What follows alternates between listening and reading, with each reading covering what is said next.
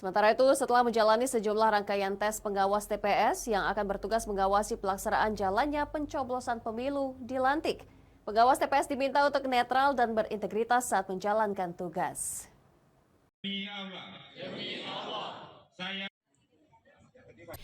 Petugas pengawas Kecamatan lantik ratusan anggota PTPS Seberang Ulus 1 Palembang.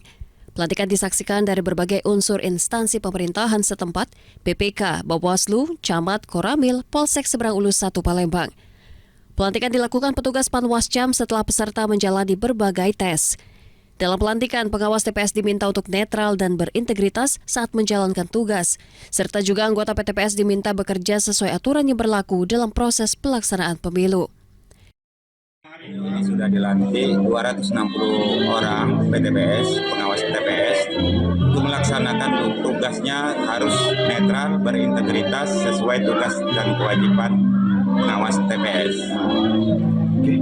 Ada arahan sedikit tambahan untuk tugas TPS?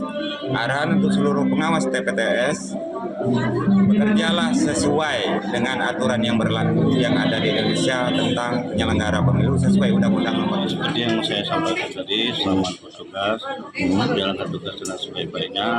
Kita nih pengawas TPS atau UAS TPS di pundak kita itu mensukseskan tugas negara. Jadi tugasnya sangat berat, dilaksanakan dengan semangat dan penuh tanggung jawab. Itu saja.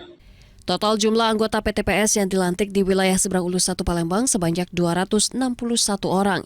Dan nantinya mereka akan ditempatkan di seluruh TPS wilayah Kecamatan Seberang Ulus 1. Dari Palembang, Guntur, iNews melaporkan.